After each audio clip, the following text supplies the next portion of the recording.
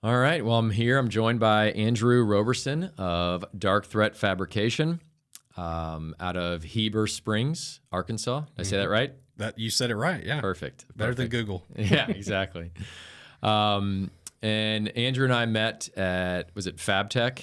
I think Orlando. That's correct. Yeah. Yeah. Was that, I think, a couple years ago. Mm-hmm. And did you have others there from your team We did as well? Yeah, we normally like to take a few different people from our Mm-hmm. team, even some guys from the floor. If they got the availability, just so they can kind of see what's going on in the industry, things like that. Yeah. Do you go to those every year, or do you just pick certain We ones? typically do. We haven't. I don't think we've been back since 25, just because we've been so busy with different activities. But we do plan to go again, and I think this coming year is in Vegas. It is. And we went a long time ago. That may have been our first FabTech, and it was a lot of fun. We really liked it. So, Oh, really? So we're planning on taking a few of our crew there, and hopefully we can make it a long weekend. Everybody can kind of have a little vacation out of it too, right? Yeah, yeah. Do you go to any other shows besides FabTech? Is it IMTS, the machining Oh, yes. show? Mhm. Now that's every 2 years, so that's coming back up this year. And Okay. we went 2 years ago as well. Okay, yeah. Because we also do NASCC, Okay. which just happened. I think that was a couple weeks ago. Okay. I was in Atlanta this past year. So those are the two shows that we do, and we find them great. I mean, it's great to be there. We don't get to walk around too much and see all the different things. I mean, FabTech, the size of that show is just like on a different level. Yeah, especially at Vegas. Yeah, It's huge. I know. I can't. Yeah, we're excited to go, but it's good for us though, because it gives us some exposure. I mean, meeting guys like you, we just we don't have the outreach to meet these people on a regular basis. So it kind of affords us the opportunity where people stop by, because they don't know what Bryzos is and what we do, but so many times we get comments from people that stop by and like, oh my God, this software is amazing. How come I've never heard of this? So it's a really good way for us just to kind of get our name out there, let people see it in person. And like our relationship, it usually leads to something longer term, which is great. Yeah, here we are 2 years later. I remember it really well. And of course, I'm going to tell myself I'm very food motivated, right? So we were walking to the food court, and that year your booth was like right on the corner by the food court. That's right. So we take a pause, and I think I turned around and I was like, "Hey, what is this?" We probably harassed you, like you probably approached me, right? And I'm a nice guy, so I don't want to blow you off. Sure. And we looked at this. My wife looked at it. We're like, we need to contact these guys. And so I took it with me in my bag, and give you guys a call or emails, and immediately started, doing work with you. So. Yeah, that's great. That's great. And before we started this, you had mentioned that you use it quite a bit just for a lot of the quoting and estimating that you do. I do. Yeah, I use it on a daily basis. So we do a lot of quotes. We're using, cloud-based quoting software. We're doing everything we can on the software side to help us be more agile, because that's what our customers need. A lot of times, by the time they send us a quote, they're already in desperate need for these parts. Right. It's in a lot of the projects, and we like to help them out. I understand what it's like. Things happen.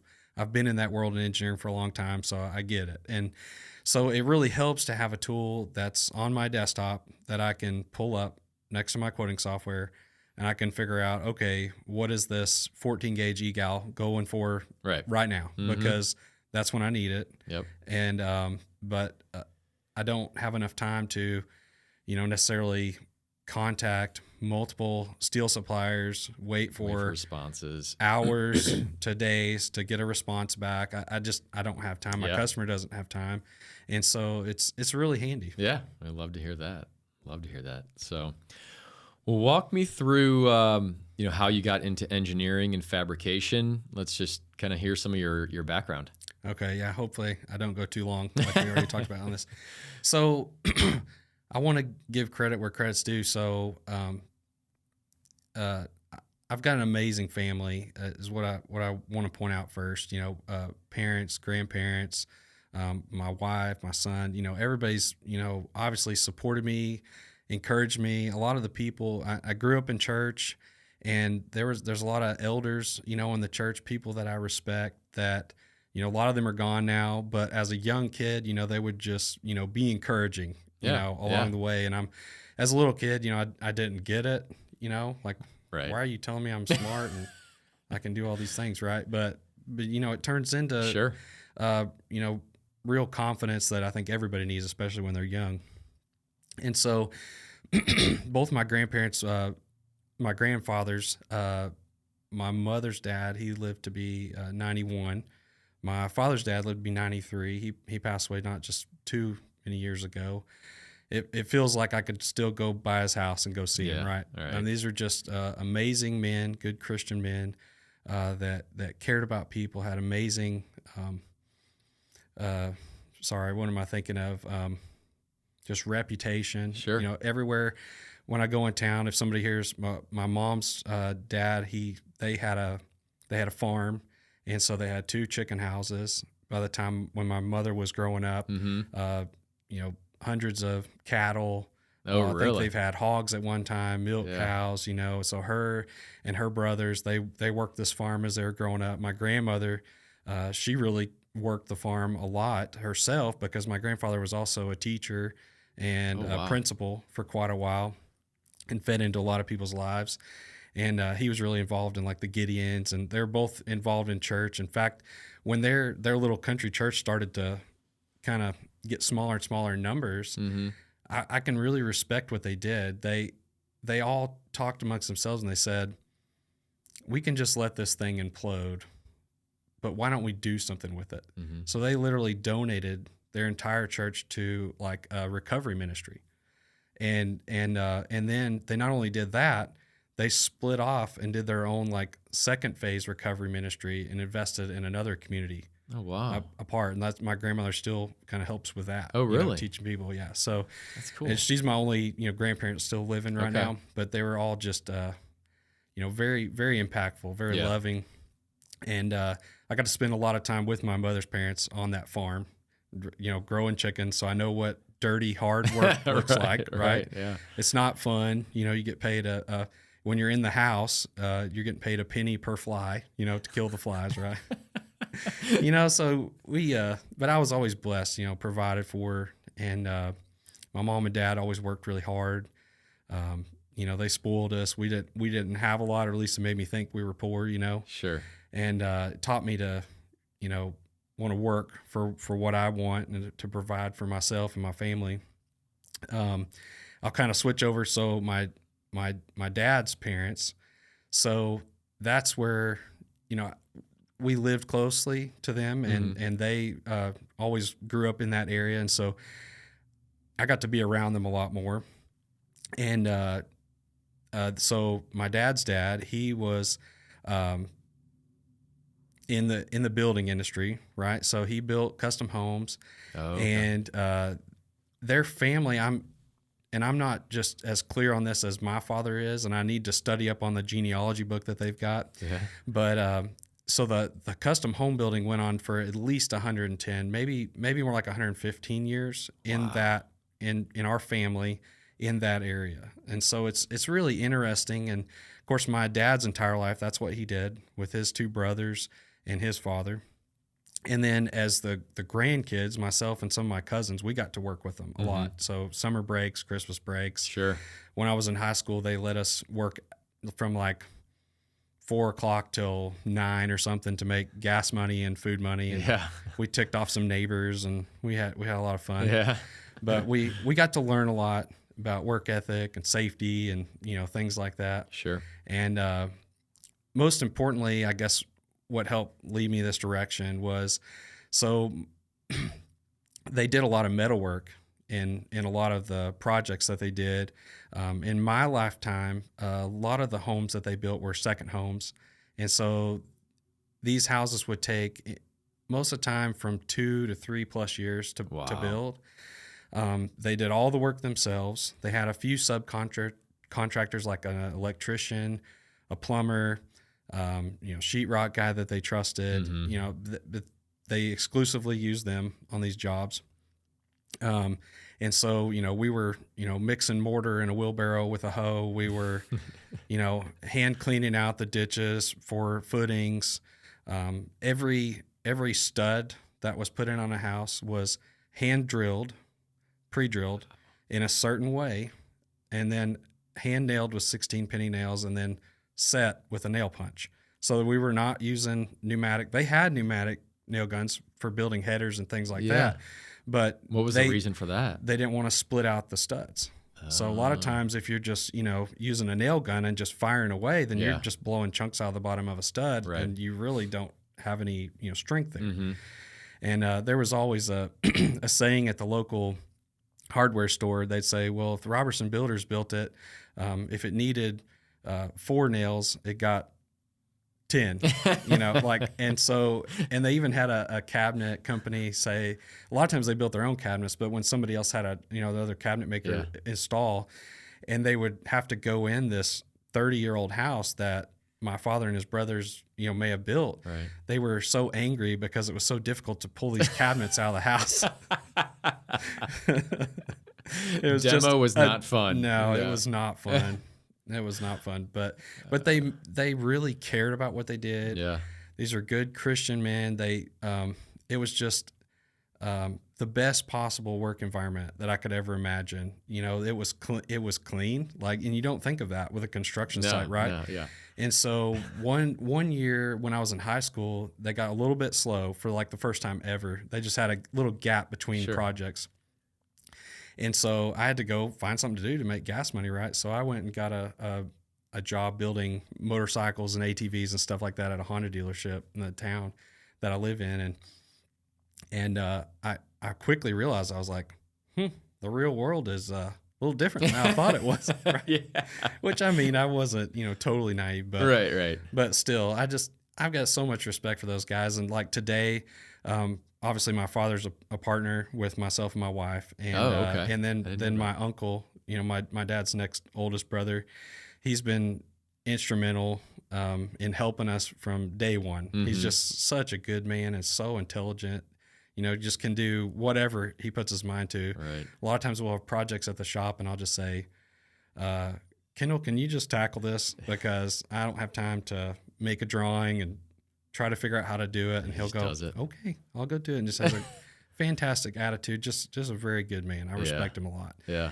And my grandfather was the same way. Just so nice and kind. But when he wanted something done, it needed to get done. When it's time to get serious. That's right. Yeah. When it's time to get serious, it's serious. Yeah. But he was always super great and just smiling. That's what I remember about him. And when I would go around town as a kid, I would tell someone my name, and they would immediately say, "Oh, you're Hilton's grandson." And then you could just see it on their face. They just had so much respect and admiration for this man. And, of course, he lived there his whole life. Mm-hmm. But that says a lot to me. I think life in business, too, is how you treat people. Yeah. I just hope I can try to live up to him and my father and, my uncles, and, try to treat people, in the same way. Right. Yep. We kind of the golden rule, right? Yeah, right. Exactly. Yeah. Exactly. Yeah. So, I worked with him in school and everything. And, as a kid, I liked, off-road. I liked going fast. My first truck, I bugged my dad to death when I was 15, and we rebuilt this old square body truck, and he didn't have time. He was exhausted. We didn't have a shop to work in. We just drag our tools out in the dark, a piece of plywood on the gravel, crawl underneath it, and yell at each other all night to try to get these gas tanks out from under it and things like that. And so we get that thing running, and first engine doesn't last 28,000 miles, and set of tires is gone. And, thankfully, by God's grace, I never got arrested, or I never even got a ticket. I don't know how that happened, but God was watching out for me. Yeah. And one time my next door neighbor, he actually bailed me out. I was going pretty fast and got pulled over in the driveway, kind of not necessarily trying to get away, but anyways, I made it to the driveway, and my neighbor was the chief of police, and Oh, he really? he walks over and he said, "He's a good kid. Just let him go." No And so, way. yeah. And I get up to the house, and of course, Dad pulls up right after, and he's in the middle of all this, and he comes up to the house and they said, "You need to slow down, son." And of course, he's shaking his head because I can't imagine this about my own father because he's such a careful, wise man. Yeah. But when he was younger, he had a problem with driving too fast too. Thing. So yeah. Yeah, so he was like, oh, paying for my raising or He whatever. gets it. Yeah, he gets it. Yeah. He's just such a good guy. But hopefully I'm not trailing off too much here. No, so how'd you get into, because your degree's in engineering, Yes, correct? mechanical engineering. Mechanical, okay. So I'd have to say, I like riding four-wheelers, things like that. And Legos, obviously, all that kind of stuff. Mom and Dad wouldn't let me have video games at the house, which I really respect now. And, so lots of playing outside, dragging lumber out of the brush pile up into trees, coming to my dad, my uncle in the workshop saying, "You got any nails? Yeah. You got a hammer?" And then they'd look around and go, "Wait, what are you doing with this?" And then they follow us, and we've got all these boards, 40 foot up in a tree, building a tree house or something. And they're like, maybe we should help with this a little bit. But so we were, obviously trying to emulate what we saw on our, fathers building stuff. And Right. so in my childhood, we were no stranger to putting a fort together or tearing apart an RC car that we broke in, whatever.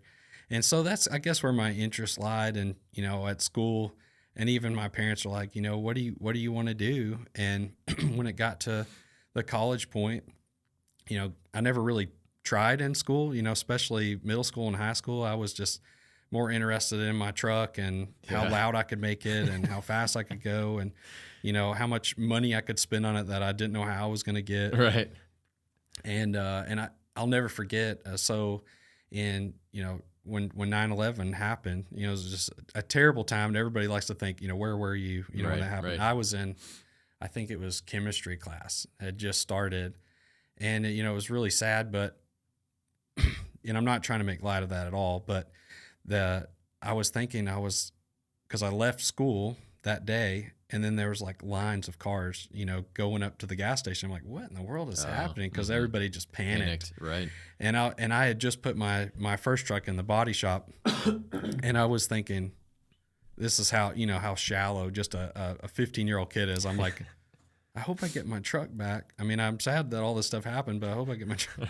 It's really shallow. You look back and you go, do you care about that stupid truck? It was $500, right? Yeah. But anyway, so I did a lot of work to that truck. It would, set off car alarms when I went through the parking lot at school, and I thought that was really cool. Did it in parking garages too. They would set off every car alarm. Because it was so loud? Yes, yeah. In fact, when we first put the new engine in it, the guys that did it were like these circle track guys, and they knew that I wanted it loud. So we had headers on it, and they just put straight pipes on this thing. And of course it sounded awful, but I'm a kid. It was so loud that the neighbor, that chief of police, he walked over and he's like, "Man, that's really cool."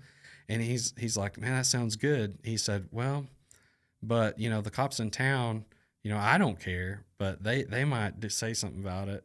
And so, and I don't want to, offend anybody or whatever. So I go put exhaust, mufflers on it. Okay. But I put the Flowmaster, 40 series, which I love, and I dumped them over the axle. So it's just, that just sounded like a dump truck, with the big block in it. And I still have dreams that I wake up and I find that truck under a shed and I'm like, oh, I'm going to drive this thing. But it's long gone. It's long gone.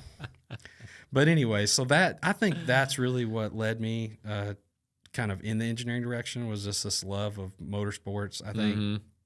And so I had to pick something, and I'm thinking, I like to make things. I can build things, so why not go that route? Yeah. So I was blessed to do well in school.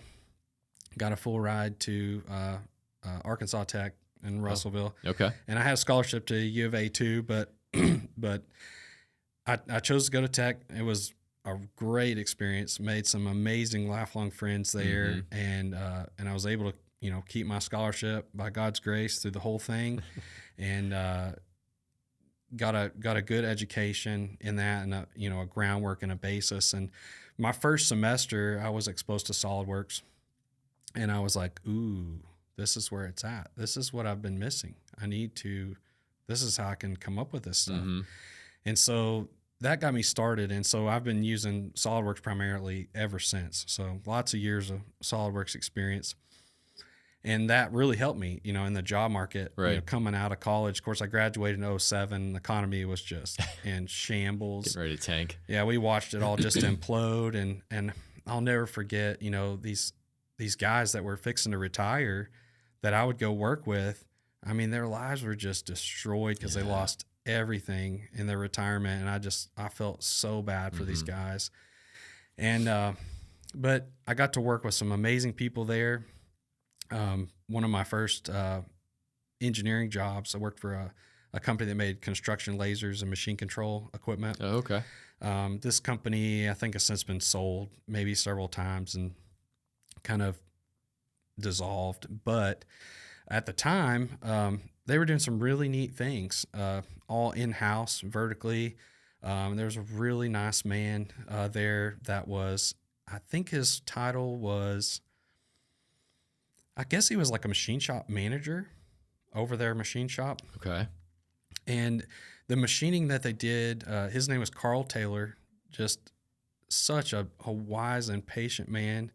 Man, I wish I could talk to him today. He passed away several years ago from a brain tumor, and it was terrible. I hated to hear that because I always dreamed that I would get to work with him again, you know, someday. He's just such a nice man. And he was patient with me. Yeah. He would look at my designs on the computer and he'd say, "Well, Andrew, I've never seen it done like that, but we'll try," you know. And he would tell me, you know, when we set up a machine, we like to measure from the left and the back because that's where our stops are on the vise, and, you know, just really work with me to, you know, teach me those things that, you know, in carpentry, we were worried about at least a 32nd to a 64th. And I would say that my dad and my uncles were more particular than anybody else was. They were using, you know, carpentry tricks to make things fit tight no matter what. Right. But still in machining, now you're worried about, you know, thousands and tens of thousands. And so he taught me a lot about that. And, you know, machining, all different kind of aspects of things. So it was neat getting to work with him in that area. And I also got to learn to be an employee a little bit, right? Yeah. So I had a boss there at that facility, and she was very intelligent, and she was in a position to launch a product, and they were already, you know, like a year behind. And here she takes this risk on myself right out of school. Yeah. I'm definitely like super excited. You know, I can talk the talk, right? But I have no experience really in that field. And, you know, she had to push me and some others, you know, to get these projects done. And she did. Mm-hmm. And at the time I remember, and I think I told this to her face, I had a chance to catch back up with her a couple years ago. It was really cool. Yeah. Super nice lady. And, you know, one time I took a problem to her and I said, I found this issue. And then that was kind of it. I'm not really, maybe I was looking for direction or something. And, you know, she kind of was, I was just so young, right, and delicate that, you know, I was like, oh man. But what she said to me was, you know, when you find a problem, try to bring me at least 2 solutions with it. And so, you know, that just really stuck with me. And it's just because, you know, she was not just trying to, you know, put up a roadblock or anything. She was trying to teach me to think. Yeah. Right. You know, and it's important. And you've got to, if you can think on your feet, you know, and try to just have that mindset of finding solutions. Cause I think that's a lot of what we, you know, encounter in life and business is you're going to come up against roadblocks. You can either stop or you can look around and see what can I do. Right. And there's probably something. And if you need help, you know, ask for help. Yeah. And so anyway, that was really cool. So I appreciate, that job. After that, I went and I worked for Husqvarna Mm-hmm. in research and development down in Texarkana. And that was a lot of fun. And I worked on like the leaf blower development team. So they did Weed Eater, Pull and Pro, all those different lines, and some domestic husky lines. And that was like in '08, and they were doing really well because there'd been a hurricane and they were selling, tons of chainsaws, just selling them like crazy. And so I worked in this R&D office. I want to say there was like, I'm probably going to get this wrong, but it was like in the 60s, 60 something people in there, like engineers, lawyers, drafters, machinists, a really solid group of smart people. And I got to work for a guy who was really young. Like he was in his probably late 20s, I would say, an engineering manager. Love this guy. One of the best bosses ever. Yeah. He's such a good attitude. He was very intelligent, just great to work for. And the guys I got to work with, it was fun. We got to, finish basically the Weed Eater leaf blower project. And so like, and I believe it's still the same today. Like if you go to Walmart, you buy a Weed Eater leaf blower, it's basically the same molds, same parts, they're made. So that was a lot of fun. Yeah. But the economy continued to downturn, right? So they started talking about voluntary furlough, and I'd already kind of ran away from something that might collapse because of the economy. And so I called my dad and I was like, Dad, I don't know what to do, but if I quit this job and I move back and I do construction with you, can we build that shop we've always dreamed about, and do something. I don't know what, but do something. And then I could live upstairs in the front and I'll pay for the building. With my income, if you can just help me get it built. And like, I think he probably immediately was like, yeah, let's do it, son. Uh-huh. So I quit, moved back home. I moved back in with mom and dad, and we start this project, and it was immediately pretty stressful for him because, I mean, we're talking a big investment. Yeah. And then he gets me involved, and I'm a dreamer. So I'm dreaming it bigger and bigger and more expensive. And so we go get this loan to be able to do this. Him and my mother have to do it, right? And dad is so like kind of stressed out because he's never, taken a leap that big before, that he just kind of steps back in a way, and it just kind of lets me do what I want. So I basically, came up with the floor plan of how this whole thing's going to go together. Wow. Like I put a wash bay in it because I'm thinking I'm going to live upstairs. I'm going to have my own car wash inside, all this other stuff. It was crazy. But my dad's going along with it. And I even was like, I want a storm shelter. So we start digging this storm shelter. We can't dig deep enough because we've just got his backhoe and then one of my uncle's backhoes. Yeah. And they won't go deep enough. And the ground's this like super hard clay. So I get this idea. I'm like, we'll lower dad's tiller down in this hole and I'll till it up and then we'll just shovel it out for the next like foot that we need to go down. That was a stupid idea. Of course, I think my dad's just letting me do this, watching, just like smile in the back. Let's see how this goes.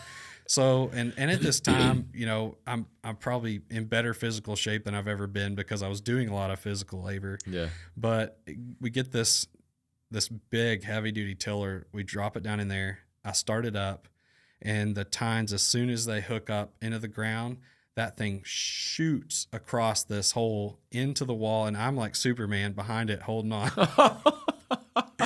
It was so funny. My dad's just laughing. He's just shaking his head going, I told you it wouldn't work, but so we pull it out of the ground, and now my cellar's just, it just feels a little bit short. It's like 7 something, but we just deal with it. Right. But anyway, so we built this shop, and I ended up kind of dreaming it bigger than what my dad, like he was like, oh, let's make a 60 by 100. I just love to have that much room, and we ended up making it, I think 80 by 150. So like I dreamed it bigger. We were doing construction, right? And we actually pull the trigger. So we've got a metal building coming. And so we quickly realized like the two of us, we're going to have to like take off work to get this foundation ready because we were going to do every bit of it ourselves. Mm-hmm. So I think we did for like maybe two months at least, 2 or 3 wow. months, because it was a big project, and we didn't have just a whole lot of heavy equipment. And then my Uncle Kendall, he came and helped. Even my other uncle, my grandfather, they all came out and helped some when they weren't on the job site. And then the night that we poured the slab, I think that day we worked over 28 hours straight because the pump truck was showing up at 2:30 a.m. and we had to be ready. Right. And I'm like next to death tying rebar. I've made it 2/3 of the way down this slab because we finally started laying it in there. A lot of my family and my friends even came out. They're helping in the middle of the night, and they just have to tail off because they got to go to work in the morning. Well, the concrete crew shows up, and this young, kid, he's probably 17 or 18. He was just full of energy, just bouncing. He was like, man, this is the best day of my life. He's just so excited. And he's like, we're fixing to pour some concrete. And I'm just like looking dead. And the guy just says, here, can I have that rebar tire? And I just hand it to him and just, stagger off. And me and Dad just sit there and watched him. And he took over? He took over. Yeah. There was like 16 of them. And yeah, they just got in there having the best day of their life. I think it was,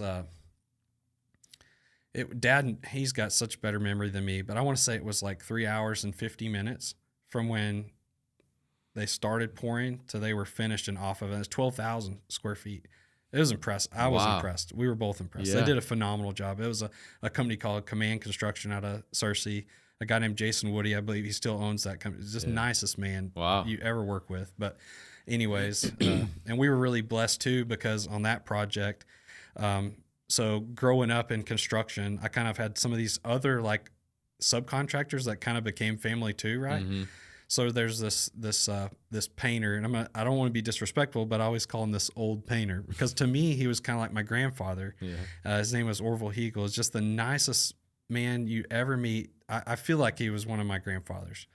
Well, anyways, his son-in-law was pretty high up at Razorback Concrete, which is a pretty big operation in Arkansas. Mm-hmm. And we didn't ask him to do this, but apparently he told his son-in-law, he said, you give those boys a good deal. Oh my gosh. They gave us a phenomenal deal. Oh, really? We needed it at the time, right? We didn't have, Dad was having to help and myself do a lot of this out of his pocket, Right. And so I think we got concrete for like $75 a yard or something.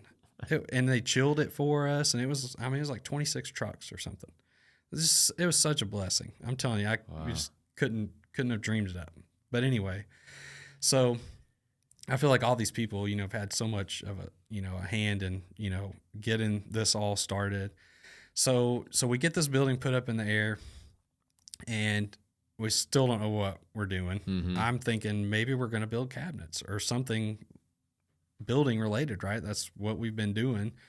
Now I've got the skills to design and, somewhat engineer, and I can definitely do things. Right. So I thought, why not just try to dream something like that up? Well, I'm still doing construction. Of course, I meet my wife at church. We meet in a small group, and she's definitely been encouraging me from day one. Yeah, just amazing and a very uplifting person. Her family was is the same way. Her mom and her dad just couldn't ask for better. In-laws, right. Her sister, was super encouraging. And so I'm doing construction with Dad, and I really enjoyed it. But I wasn't necessarily using what was in my field and didn't know what I was going to do anyways. Mm-hmm. Now, kind of starting a new life. And a job opening came up at a local company with Siemens. They were hiring a design engineer. And so I applied thinking, and I think there was tons of applicants thinking, right. Well, there's going to be somebody, somebody else going to be more qualified. And I always kind of felt that. What are the chances of me getting an engineering job in my hometown? I felt like that was like the lottery, right? Well, so they ended up hiring me. And so I was a design engineer for about 2 years and got to work with some amazing people. And then there was I hope I don't mess this up. Hope they don't mind about me sharing some of this story. Surely they won't. They're super nice people. I think he was like a production manager, so he gets promoted to be the engineering or the plant manager. Okay. And he came and found me and he said, I want you to be the next engineering manager, because the current engineering manager was having some health issues. Okay. And decided to step away. And man, he was such a nice man too. Yeah. He was great to work with. And so anyways, I thought I'd never, most of my interactions with this guy were good. They weren't, terrible, but I didn't know. I was like, what's it going to be like working for him? What's this? I don't know what the dynamic's going to be. Right. It ended up being really good, man. I felt like we clicked. He trusted me. He trusted that I, cared about the company. I cared about the people there, and he definitely did. I think he was there way over 40 years. Oh, wow. From when it was, family-owned business to when Siemens acquired him. And so he definitely cared, about everybody there.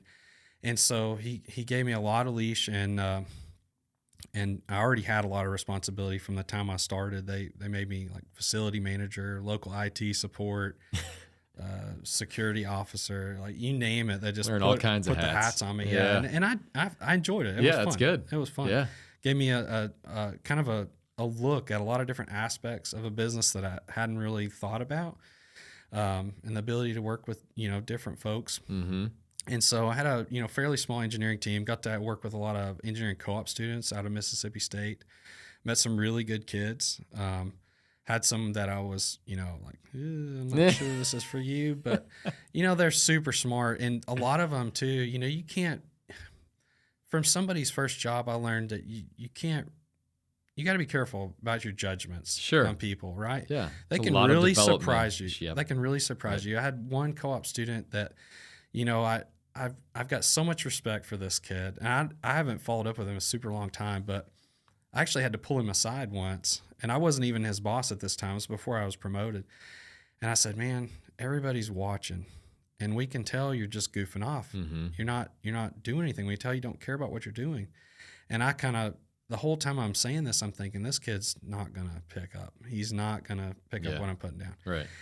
He did a 180, became one of my favorite co-op students. Wow. And came back for another term and did it again. Dude, I bet he's a phenomenal engineer today. That's so cool. Yeah, it was so cool to watch.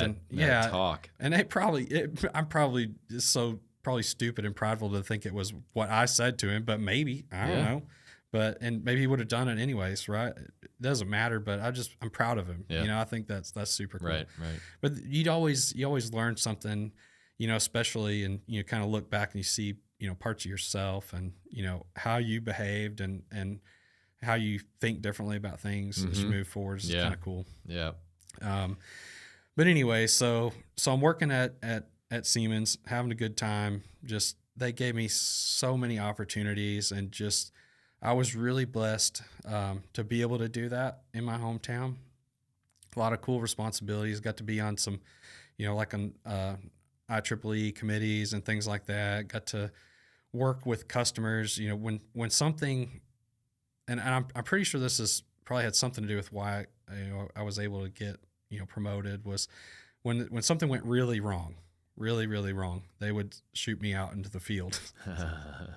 And, God had just blessed me to be able to talk with people, calmly, look at the facts, and then instill some confidence in them that I was going to help them. Mm-hmm. Right. And I had the backing of this company and this amazing team behind me that I knew we could help you. Right. Right. So we got out of some good situations, and, anyway, so that was a lot of fun. Super good people. The plant manager today is a good friend of mine. Oh, nice. He was in production and had worked for the company when it was a family-owned business. He's a super cool guy, and I try not to bother him too much because he's got so much responsibility. But I'll go and try to pick little pieces of wisdom from him here and there. And there's tons of other people there. Some of them that I've got to work with. Some of them that are new to me, even, but great people. Yeah. And then. So kind of backing up a little bit, backtrack just a hair. So the family-owned business, it was started by the Bryzos family, and they moved down from Downers Grove, Illinois, to Heber Springs back in the 80s, I think. Hope I don't get that wrong. But so the son, forgive me if I don't know a whole lot about their family structure, but one of the sons, he had my father and our family build their home. Oh. And so I would have been, I'm going to say I was probably like 8 to 11, 12, somewhere in that area. And I know we were putting phone lines in his house, so maybe that'll date it somehow, right? So I was helping him run these phone lines like a little squirrel in the attic through his new home. And he said to me, maybe someday you'll come work for me. And I really remember that. He was a super nice man. And they were so good to our family, even on the job site, like just super nice people. Right.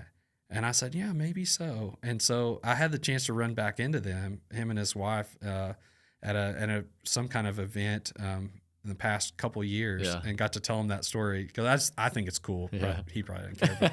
But, I think it's cool. I did get to work for him, and then today I even sort of work with what him and his father did. Right. So I think that's cool. It's kind of not just my family, but we're sort of how everything just kind of gets intertwined. Yeah, absolutely. Yeah. So then, so did you start Dark Threat right after the job at Siemens? So it's a little bit messy because I was still working at Siemens, and at the time it was a hobby, right?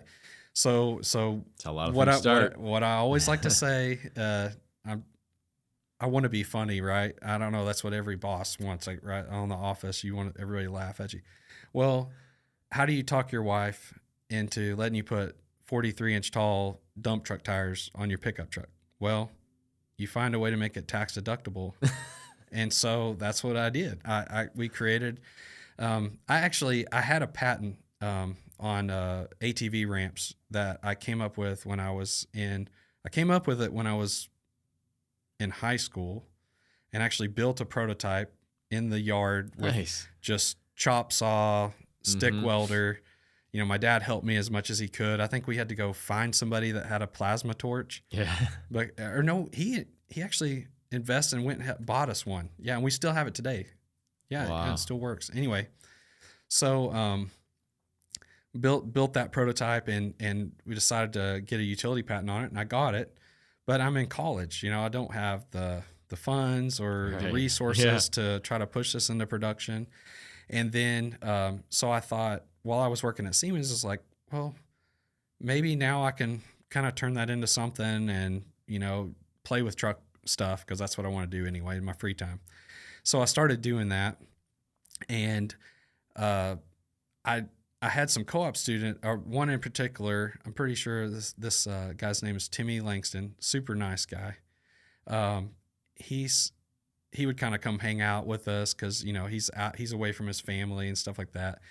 And he said, you need to put this stuff on Instagram.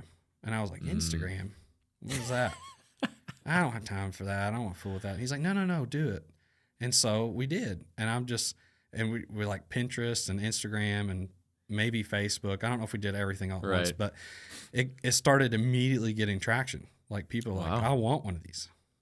And these are the ATV ramps? No. So I probably went about it the totally wrong way. So I'm sort of thinking big picture, but I'm not mature enough or smart enough, not enough experience to know the right way to go about starting a business. Yeah. So I was like, I'm going to make a stretch goal. I'm going to SEMA this year. And I just not even 8 months or so. I'm like, I'm going to SEMA.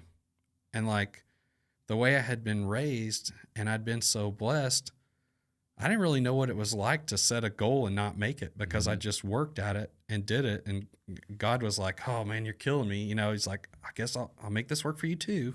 Right. I was just blessed and it happened. Well, so I do that and immediately put a ton of stress on myself, my father, my wife, all of it, my mom, our family. And I thought, well, I've got to develop multiple products. I can't just take one. So I came up with some headache racks and exhaust stacks, and then I was trying to still develop the ramps, but I didn't have enough in-house capability to bend sheet metal. My dad had bought a plasma table. I'm trying to think, what brand was that? It was red, maybe Dynatorch. It was a pretty decent machine for the price, and we got a 6x12 because I needed the efficiency, because all the width of full-size pickup trucks, to be able to more cost effectively get the frames out. Right. And these were fabricated headache racks. So I spent a lot of time, figuring that part out. And so somehow we made it to SEMA, but I didn't get the ramps there. Right. Got it. And it wasn't the end of the world. We made it into the top 10 on I think the headache racks of the new products that year in 2014. Oh, wow. And then we made it into the top 25 with the other product that we had, which was the exhaust stack. So we got magazine articles, we got all kinds of stuff. That's cool. And we were just so small, right? We had a nice building, but we didn't have any employees. We didn't have, any backing, a real solid plan. Like, we just had orders and I guess the will to work. So we started working lots of nights and weekends, and it was getting pretty exhausting. And I was like, I've either got to just kind of hang this up and make it a hobby like it is, or could this turn into something? Mm-hmm. And I look back now and I'm like, oh my gosh, I was just so, I guess, young and maybe naive in ways and just crazy enough to do it. Yeah. And so, we prayed That's about it. the time to do it. Yeah. I talked to my wife about it. She's like, are you sure? You sure you want to do this? Because I had a good job, good benefits. And so I left on great terms with this company, and they're just like, are you sure you want to do this? I'm like, I think I am. And so in 16, I quit. So a couple years, and I left there and started pursuing that. And then, it was tough, just like anything. So 16 is when you were like full-time. Yeah, full-time doing it. Yeah. Yeah. And my dad, I told him, I said, Dad, just keep doing your thing. We're not ready. And of course, he's so excited to work with me and to do this stuff too. He's just like, oh, I'm in. He's gone. I'm like, whoa, wait a minute. But he's so excited, and he's just ready to support and dive in. Right. That's cool. And he works so hard, man. My dad has put in so much, just blood, sweat, tears. But he just doesn't. He just seems to me like just such a strong man, right? Because he's never shown any weakness, right? He's just plowing along. Well, anyway, so he dives off there in 16, and we were plasma cutting our own material, welding it together. Bending was, we were having to make a lot of sacrifices in that area, doing it in really manual ways. Yeah. And I'm already trained. Like, there's a world of tools out there, but they're expensive. Yeah. Right. So we did as good as we could there. But we had to outsource our powder coating. So I think we tried 7 different places in the state of Arkansas, and my wife would be like running for hours one direction, trying to get. You'd wait forever. They would say it'd be $100. You go to pick it up, they give you a $600 bill. Like we just, and then I would tell them on the phone, like, I really need this sandblasted. It's got to be sandblasted. Yeah, we're gonna sandblast it. They didn't sandblast it. They just washed it, if that. Yeah. And then what happens? That blued steel flakes off, and your customer's mad, and things like that. So I told my wife, I said, if we can't powder coat this stuff in house, we're going to have to hang it up. Yeah. We just can't. If we can't control the quality going to the customer, I'm not going to do this, because I just want to make sure they're happy. And so that was our first really big equipment investment. And for us, it was huge, because, it was more than a house. And what year was that? So, that would have been like 16. So right away. Yeah. Wow. Yeah. Because immediately running into these roadblocks of things, because my standards are so high. Yeah. Had you hired employees yet? You're still doing it yourself? Nope. Yep. Just me and my dad, and my wife. And wow. And so, and the whole time I did it, I'm doing it with this vision, and I probably going too far, right? Because I was like, well, I want to grow. If I'm going to get an oven, I want to be able to fit whatever I want in there so I don't have to turn a job down. So we ended up getting a really large oven. It's like 10 by 10 by 30 foot inside. And so bigger powder booth. We've got some outdoor blasting equipment. I mean, you name it. Yeah. And so it's like, we're just going to powder coat and, and fabricate. So that's what we did. And, that went pretty good, but yeah, we quickly ran into that employee issue. So I was really concerned when I was planning, because I'd done a lot of CapEx projects in my prior jobs. Mm-hmm. So I was really concerned about how much is this going to cost to run? So I kept asking and quizzing the guys with the ovens and everything. And I say, how much is it going to take in gas per hour? Like, because we have to use propane because we're in a rural area. Mm-hmm. And the guy just laughed and he's shaking his head. He goes, man, he's like, what are you worried about? He's like, your labor's going to outshine all of this expense. Like, and I'm like, what are you talking about? Cause I mean, I'm doing all this myself. Right. And, I just couldn't see it, but oh man, was he right. That was a nugget of wisdom. Labor's, just a huge cost. Yep. Well, so I ended up having some friends start, and I had a couple guys kind of help a little bit. And then, we obviously couldn't pay, decent at all. And so, they leave on good terms and do other things. And finally I talked to, my wife is from Cave City, which is, quite a bit north of where we live today. Okay. And we would go to cookouts and stuff with her friends. And one of her friends had a husband that was a machinist. And so inevitably we would talk to each other at these cookouts and things. And I'm like, man, this guy's really smart. He's pretty sharp. So I started working on that guy. I was like, you need to come work with me. You need to come work with me. And I'm sure he's thinking, this is nuts. This guy is just starting something. Yeah. What is he thinking? But somehow I wore him down and he came to work with me. Oh, wow. And he's been with us now. I mean, we're getting close to 10 years, I think. He's still with you? Yes. Oh, that's cool. One of my best friends, and he's so, smart and careful. Like I can fully trust that he has, the integrity to do something the right way. Yeah. Right. It's important. So and I kind of pulled him out of that machining world and stuck him in a sheet metal world for several years. And then in the past, probably 3 or 4 years, we've kind of got back, we've added machining sort of to our umbrella of things that we do. Oh, okay. So he's there now, but still, anyways, super good guy.